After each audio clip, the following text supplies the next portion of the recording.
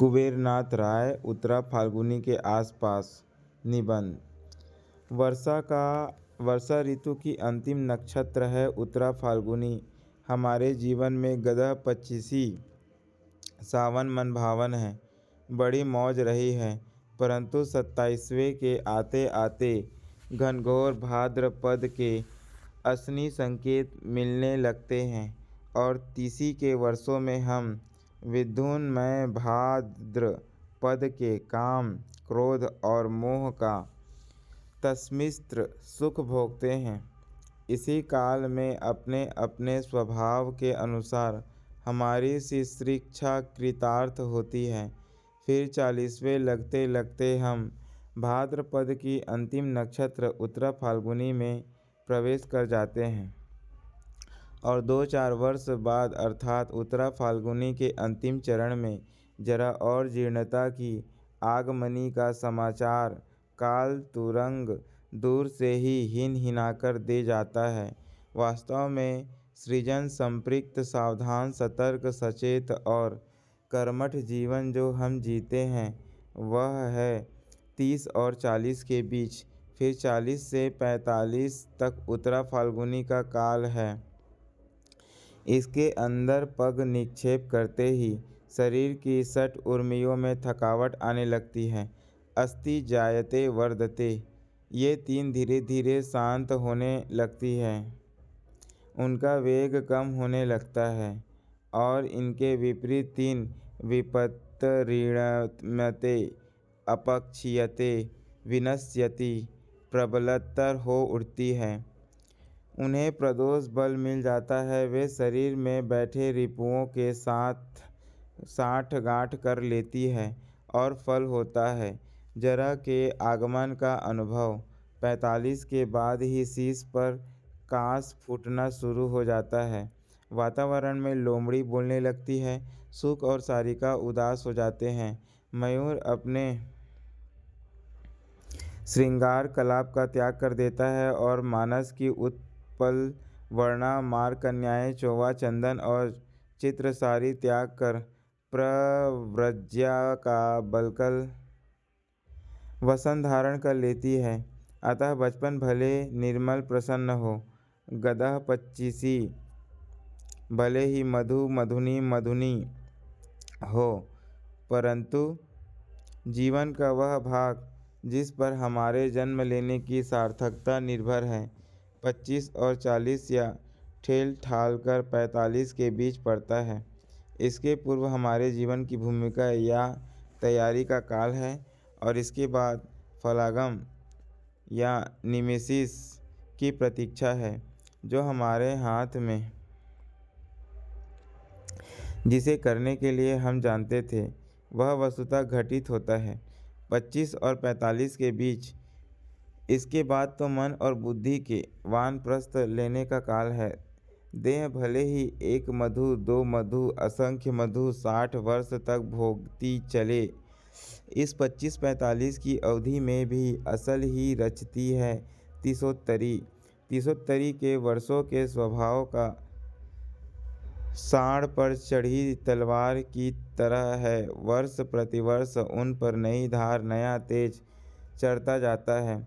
40वें वर्ष तक मुझे क्रोध आता है उन लोगों पर जो विधाता ब्रह्मा को बूढ़ा कहते हैं और चित्र में तथा प्रतिमा में उन्हें वयोवृद्ध रूप में प्रस्तुत करते हैं। मैंने दक्षिण भारत के एक मंदिर में एक बार ब्रह्मा की एक अत्यंत सुंदर तीसोत्तर युवा मूर्ति को देखा था। देखकर ही मैं कलाकार की औचित्य मीमांसा पर मुग्ध हो गया। जो सर्जक है, जो सृष्टि करता है, वह निश्चय ही चिर युवा होगा। प्राचीन या बहुकालीन का अर्थ जर्जर या बूढ़ा नहीं होता है। जो सर्जक है, पिता है, प्रोफेट है, नई लीग का जनक है, प्रजाता है, वह रूप माधव या रोमांटिक काम किशोर भले ही न हो, परंतु वह दांत छरा, बाल झरा, गलित पलीतम मुंडन कैसे हो सकता है। उसे तो अनुभवी पुंगव तीसोत्तर युवा के रूप में ही स्वीकारना होगा। जवानी एक चमाचम धारदार खड्ग है उस पर चढ़कर असीधारा व्रत या वीराचार करने वाली प्रतिभा ही पावक दग्ध होठों से देवताओं की भाषा बोल पाती है। युवा अंग के पोर पोर में फास्फोरस जलता है और युवा मन में उस फास्फोरस का रूपांतर हजार हजार सूर्यों के सम्मिलित पावक में हो जाता है। मेरी समझ से सृष्टिकर्ता की कवि की विप्लव नायक की सेनापति की सूरवीर की विद्रोही की कल्पना श्वेत केश वृद्ध के रूप में नहीं की जा सकती। अतः प्रजापति विधाता को सदैव 30 वर्ष के पट्टे सुंदर युवा के सुंदर रूप में ही कल्पित करना समीचीन है। वास्तव में 30वां वर्ष जीवन के सम्मुख फण उठाए एक प्रश्न चिन्ह को उपस्थित करता है और उस प्रश्न चिन्ह को पूरा पूरा उसका समाधान मूल्य हमें चुकाना ही पड़ता है। किसी भी पुरुष या नारी की कीर्ति गरिमा इसी प्रश्न चिन्ह की गुरुता और लघुता पर निर्भर करती है। गौतम बुद्ध ने 29 वर्ष की अवस्था में गृह त्याग कर अमृत के लिए महाभिनिष्क्रमण किया। यीशु क्राइस्ट ने 30 वर्ष की अवस्था में अपना प्रथम संदेह सरमन ऑन द माउंट गिरी शिखर प्रजनन दिया था और 33वें वर्ष में उन्हें सलीब पर चढ़ा दिया गया। उनका समूचा उपदेश काल 3 वर्ष से भी कम रहा। वाल्मीकि के अनुसार रामचंद्र को भी 30 के आसपास ही वास्तव में 27 वर्ष की वयस में वनवास हुआ था। उस समय सीता की आयु 18 वर्ष की थी और वनवास के 13वें वर्ष में अर्थात सीता के 30वां पार करते करते सीता हरण की ट्रेजेडी घटित हुई थी। अतः 30वां वर्ष सदैव वरण के महामुहूर्त के रूप में आता है और संपूर्ण दशक उस वरण और तेज के दाह से अविष्ट रहता है। 30उत्तर दशक जीवन का घनघोर कुरुक्षेत्र है। यह काल गधा पच्चीसी के विपरीत एक क्षुरधार काल है जिस पर चढ़कर पुरुष या नारी अपने को आविष्कृत करते हैं, अपने मर्म और धर्म के प्रति अपने को सत्य करते हैं तथा अपनी अस्तित्वगत महिमा उद्घाटित करते हैं, अथवा कम से कम ऐसा करने का अवसर तो अवश्य पाते हैं। 40 लगने के बाद 45 तक यथा स्थिति की उत्तरा फाल्गुनी चलती है, पर इसमें ही जीवन की प्रतिकूल और अनुकूल उर्मियाँ परस्पर के संतुलित को खोना प्रारंभ कर देती है और प्राण शक्ति अवरोहण की ओर उन्मुख हो जाती है। इसके बाद अनुकूल उर्मियाँ स्पष्टतः थक कर होने लगती है और प्रतिकूल उर्मियाँ प्रबल होकर देह की गांठ गांठ में बैठे रिपुओं से मेल कर बैठती है। मन हारने लगता है, सृष्टि अनाकर्षक और रति प्रतिकूल लगने लगती है, बुद्धि का तेज घट जाता है और वह स्वीकारपंथी कन्फर्मिस्ट होने लगती है एवं आत्मा की दाहक तेजमयी शक्ति पर विकार का धूम्र छाने लगता है। मैं तो यहाँ पर 45वें वर्ष की बात कर रहा हूँ, परंतु मुझे स्मरण आती है दोस्तोयेव्स्की जिसने 40 के बाद ही जीवन को धिक्कार दे दिया था। मैं 40 वर्ष जी चुका। 40 वर्ष ही तो असली जीवन काल है। तुम जानते हो कि 40वां माने चरम बुढ़ापा। दरअसल 40 से ज़्यादा जीना असभ्यता है, अश्लीलता है, अनैतिकता है। भला 40 से आगे कौन जीता है? मूर्ख लोग और व्यर्थ लोग। नोट्स फ्रॉम अंडरग्राउंड से दोस्तोयेव्स्की की इस उक्ति या यदि शाब्दिक अर्थ न लिया जाए तो मेरी समझ में इसका यही अर्थ होगा कि 40 वर्ष के बाद जीवन के सहज लक्षणों का परिवर्तन सृजन का आत्मिक और मानसिक स्तरों पर हास होने लगता है। पर मैं साठा तप पाठा की उक्ति वाली गंगा की कछार का निवासी हूँ। इसी से इस अवधि को 5 वर्ष और आगे बढ़ाकर देखता हूँ। यद्यपि दोस्तोयेवस्की की मूल थीसिस मुझे सही लगती है।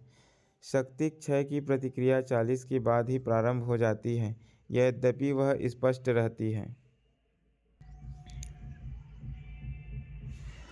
मैं इस समय 1972 ईस्वी अपना 38वां पावस झेल रहा हूँ। पूर्वा फाल्गुनी का विकार-ग्रस्त यौवन जल पी पीकर मैं क्षिप्त से भी आगे एक पग विक्षिप्त हो चुका हूँ और शीघ्र ही मोहमूढ़ होने वाला हूँ। भाद्र की पहली नक्षत्र है मघा। मेघा में अगाध जल है।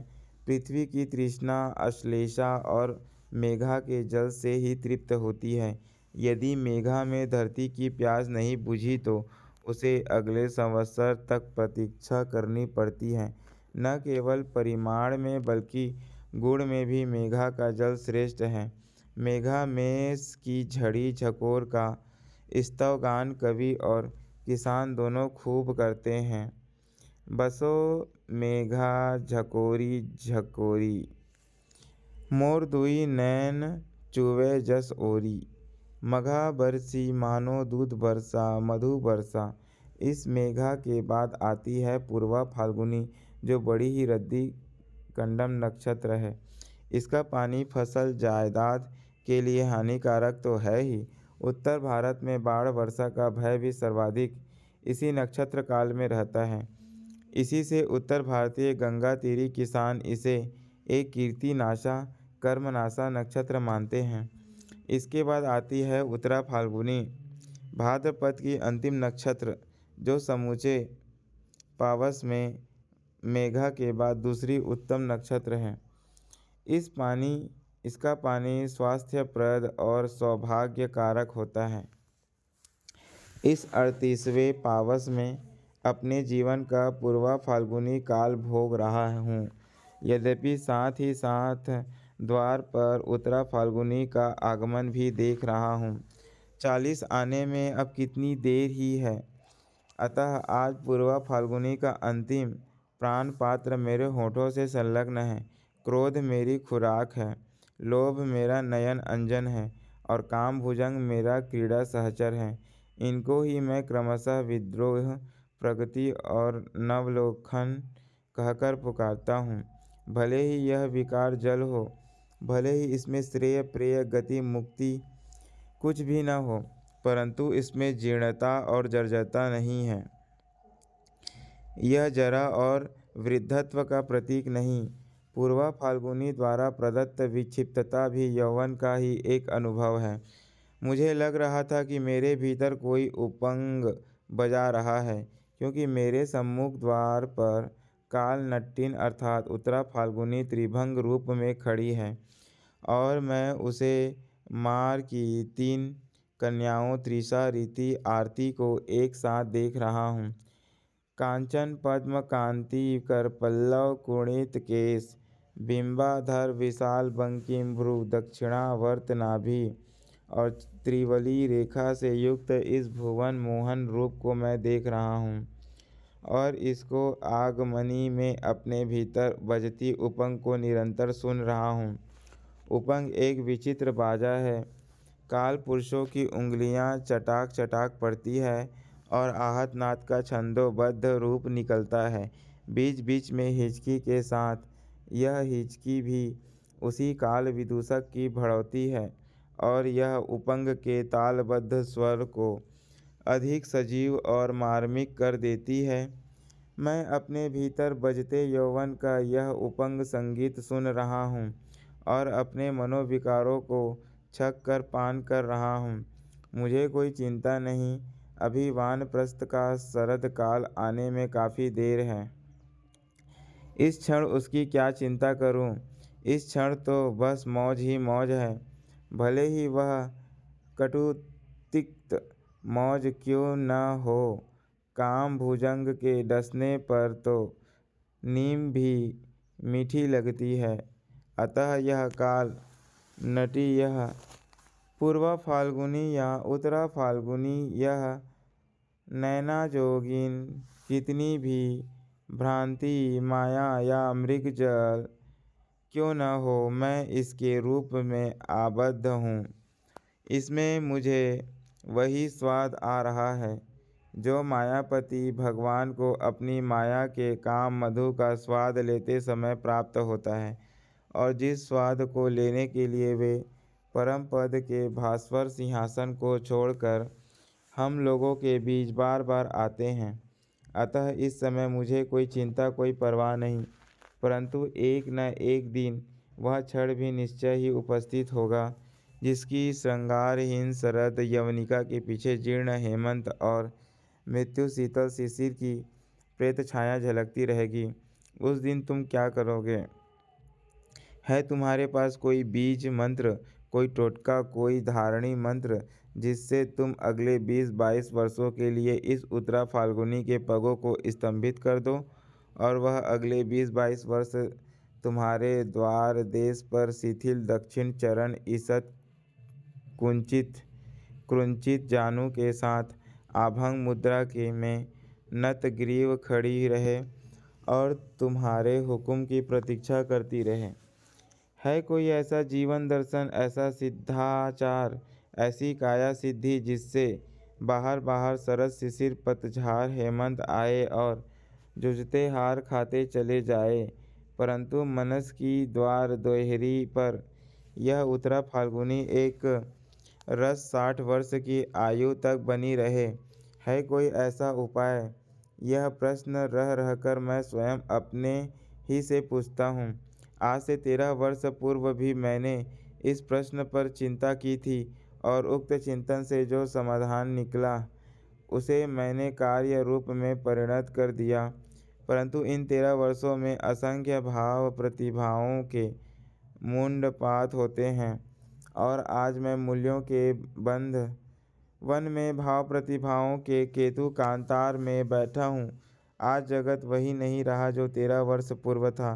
एक ग्रीक दार्शनिक की उक्ति है कि एक नदी में हम दोबारा हाथ नहीं डाल सकते, क्योंकि नदी की धार क्षण प्रतिक्षण और होती जा रही है। काल प्रवाह भी एक नदी है, और इसकी भी कोई बूंद स्थिर नहीं। अतः शताब्दी के 8वें दशक के इस प्रथम चरण में मुझे उसी प्रश्न को पुनः पुनः सोचना है। कैसे जीर्णता या जरा को यदि संपूर्णतः जीतना असंभव हो तो भी फाकी देकर यथासंभव दूरी तक वंचित रखा जाए।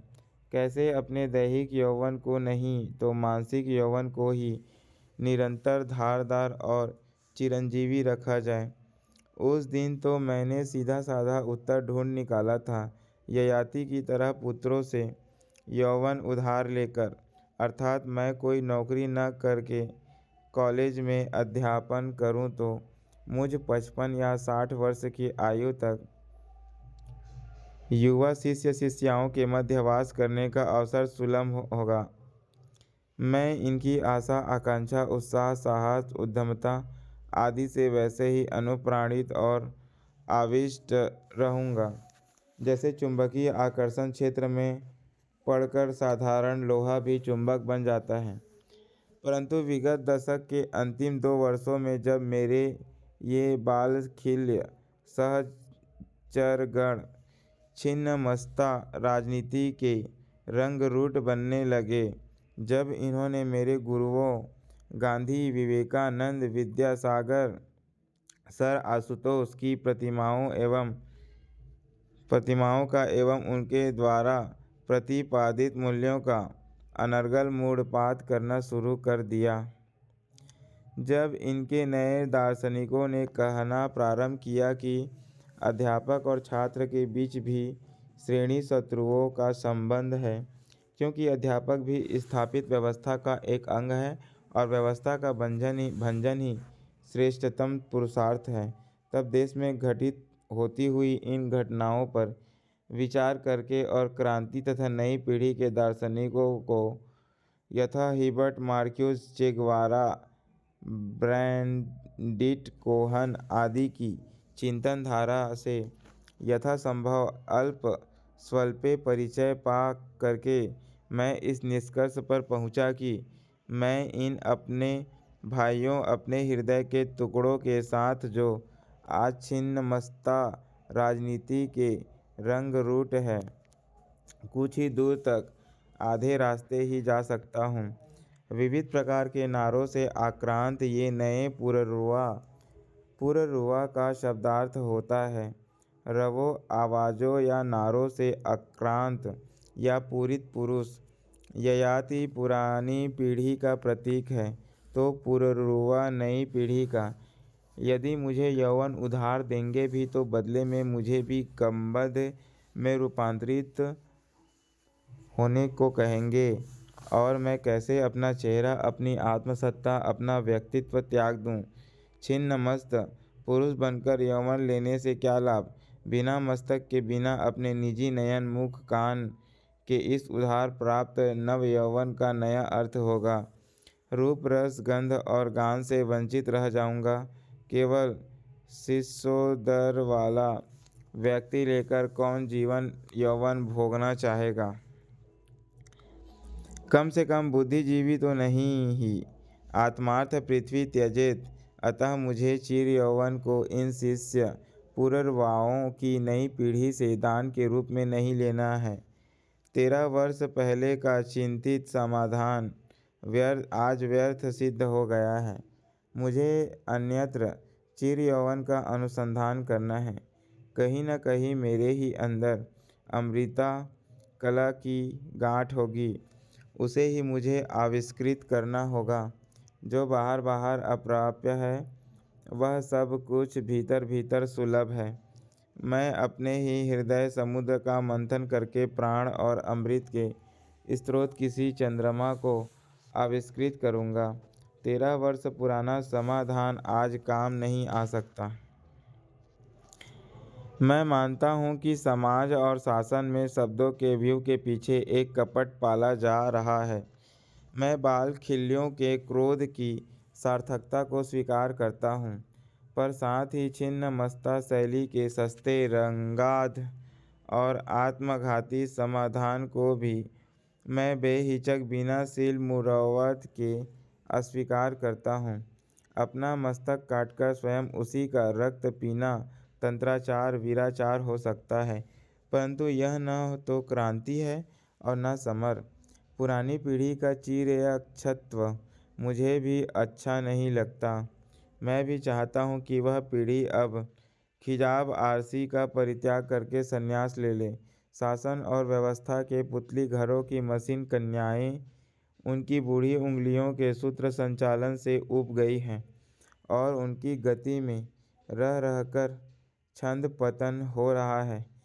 यह बिल्कुल न्याय संगत प्रस्ताव है कि पूर्व पीढ़ी अपनी मनुस्मृति और कौपिन बंगल में दबाकर पुतली घर से बाहर हो जाए और नई पीढ़ी को अर्थात हमें और हमारे बाल खिल्लियों को अपने भविष्य के यश अपयश का पट स्वयं बुनने का अवसर दे, जिससे वे भी अपने कल्पित नक्शे, अपने अर्जित हुनर को इस कीर्ति पट पर काढ़ने का अवसर पा सकें। यह सब सही है, परंतु क्या इन सब बातों की संपूर्ण सिद्धि के लिए इस पुतली घर का ही अग्निदाह पुरानी पीढ़ी द्वारा बुने कीर्ति पट के विस्तार का दाह, उनके श्रम फल का तिरस्कार आदि आवश्यक है? क्या ऐसा सब करना एक आत्मघाती प्रक्रिया नहीं? इस स्थल पर डॉक्टर राधाकृष्णन आचार्य विनोबा भावे की राय को उद्धृत करूँ तो वह क्रांति के इन दुग्ध कुमारों के लिए कौड़ी की तीन ही होगी। अतः मैं लेनिन जैसे महान क्रांतिकारी की राय उद्धृत कर रहा हूँ। 1922 ईस्वी में लेनिन ने लिखा था, उस सारी सभ्यता संस्कृति को जो पूंजीवाद निर्मित कर गया है हमें स्वीकार करना होगा और उसके द्वारा ही समाजवाद गढ़ना होगा। पूर्व पीढ़ी के सारे ज्ञान, सारे विज्ञान, सारी यांत्रिकी को स्वीकृत कर लेना होगा, उसकी सारी कला को स्वीकार कर लेना होगा।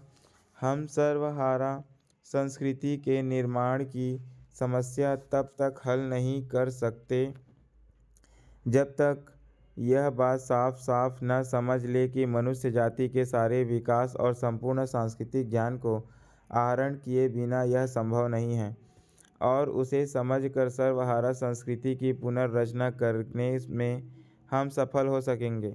सर्वहारा संस्कृति अज्ञात शून्य से उपजने वाली चीज़ नहीं है, और न यह उन लोगों के द्वारा गढ़ी ही जा सकती है जो सर्वहारा संस्कृति के विशेषज्ञ विद्वान कहे जाते हैं। ये सब बातें मूर्खतापूर्ण हैं, इनका कोई अर्थ नहीं होता। सर्वहारा संस्कृति उसी ज्ञान का स्वाभाविक सहज विकास होगा जिसे पूंजीवादी, सामंतवादी और अमलातांत्रिक व्यवस्थाओं के जुए के नीचे हमारी संपूर्ण जाति ने विकसित किया है। यह बात स्वामी दयानंद या पंडित महावीर प्रसाद द्विवेदी की होती तो बड़ी आसानी से कह सकते, मारो गोली, सब बुर्जवा बकवास है। पर कहता है क्रांतिकारी का पितामह लेनिन, जिसे एक कट्टर बंगाली मार्क्सवादी नीरेंद्रनाथ राय ने अपनी पुस्तक शेक्सपियर हिज ऑडियंस के पृष्ठ 49 से 50 पर उद्धृत किया है। आज प्रायः लोग पुकारकर कहते हैं, देखो देखो जोखिम उठा रहा हूँ, मूल्य भंजन कर रहा हूँ। अरे बंधु, जोखिम उठा रहे हो या नाम कमा रहे हो, यह तो आज अपने को प्रतिष्ठित बनाने और जागृत सिद्ध करने का सबसे सटीक तरीका शॉर्टकट यानी तिरछा रास्ता है। जोखिम तुम नहीं उठा रहे हो, तुम तो धार के साथ बह रहे हो, और यह बड़ी आसान बात है। आज जोखिम वह उठा रहा है जो नदी की वर्तमान धारा के प्रतिकूल धार के हुक्म को स्वीकारते हुए कह रहा है, मूल्य भी क्या तोड़ने की चीज़ है जो तोड़ोगे वह बदला जा सकता है, तोड़ा नहीं जा सकता। मूल्य स्थिर या सनातन नहीं होता, यह भी मान लेता हूँ, परंतु एक अविच्छिन्न मूल्य प्रवाह, एक सनातन मूल्य परंपरा का अस्तित्व तो मानना ही होगा। नए बाल खिल्य दार्शनिक कहेंगे, यह धार के विपरीत जाना हुआ, यह तो प्रतिक्रियावाद है। ऐसी अवस्था में मेरा उन्हें उत्तर है, कभी कभी नदी की धार पथ भ्रष्ट भी हो जाती है। वह सदैव प्रगति की दिशा में ही नहीं बहती, वह स्वभाव से अधोगति की ओर जाने वाली ही होती है। और आज तो वन्याकाल है, वन्याकाल में धार पथ भ्रष्ट रहती है। वह कर्मनाशा, कीर्तिनाशा, कालमुखी बनकर हमारे गांव को रसातल में पहुंचाने आ रही है। अतः इस क्षण हमारी प्यारी नदी ही शत्रु रूपा हो गई है, और यदि गांव को बचाना है तो हम धार के प्रतिकूल समर करेंगे। यदि हम अपना घर द्वार फूंक कर तमाशा देखकर मौज लेने वाले आत्मभोगी नीरों की संतानें नहीं हैं, तो हमें इस नदी से समर करना ही होगा। यही हमारी जिजीविषा की मांग है, और इसके प्रतिकूल जो कुछ कहा जा रहा है, वह नई पीढ़ी की बात हो या पुरानी की, मुमुक्षा का मुक्ति भोग है। यह सब विद्रोह नहीं, बुर्जवा डेथ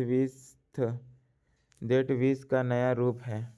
अतः मैं धार के साथ न बहकर अकेले अकेले अपने अंदर की अमृता कला का आविष्कार करने को कृत संकल्प हूँ।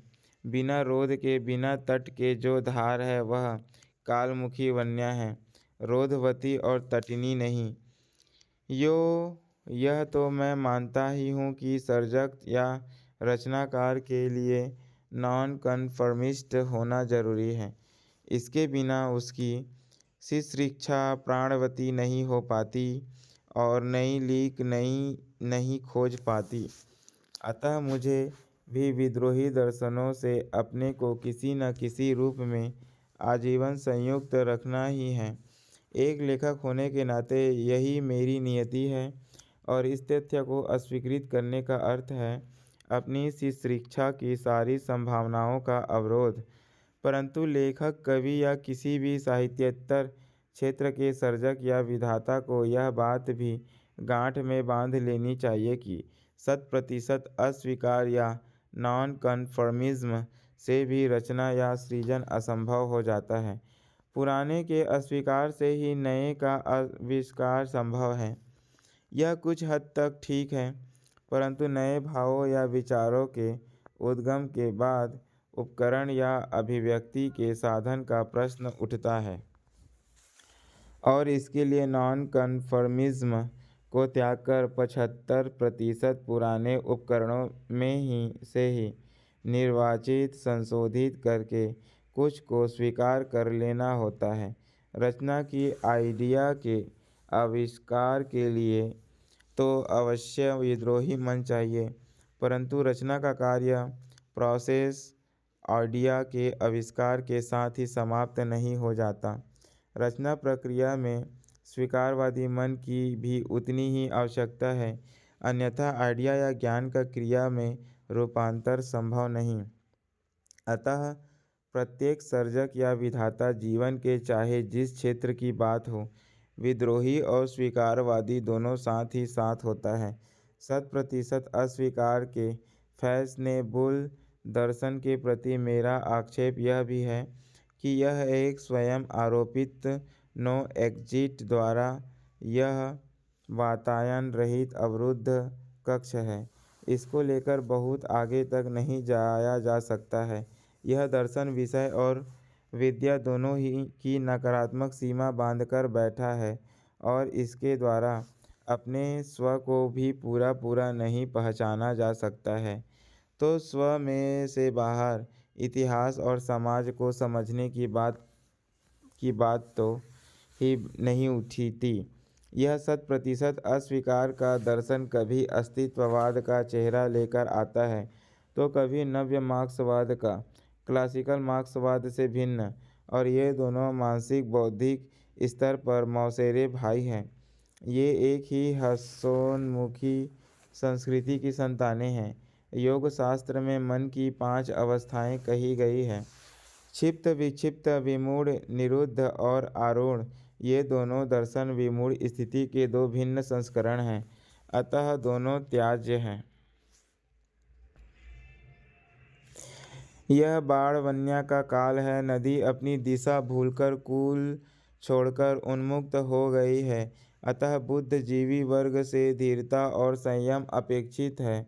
घबराकर वन्या की पथभ्रष्ट धार के प्रति आत्मसमर्पण करने की अपेक्षा जल के उत्तरण वन्या के उतार की प्रतीक्षा करना अधिक उचित है। पानी हटने पर नदी फिर कूलों के बीच लौट जाएगी। नदी अपनी सैया यदि बल भी दे तो भी नई सैया के साथ कोई अवरोध तो उसे स्वीकार करना ही होगा। यह नया कुल भी उसी पुरानी कुल के ही समानांतर होगा। नदी तब भी समुद्र मुखी ही रहेगी, उलटकर हिमाचल मुखी कभी नहीं हो सकती। अतः इस वन्या नाटक के विस्कंभक के बीच का समय मैं न तो बहुत महत्वपूर्ण मानता हूँ और न बहुत चिंताजनक। मैं बिल्कुल अविचलित हूँ।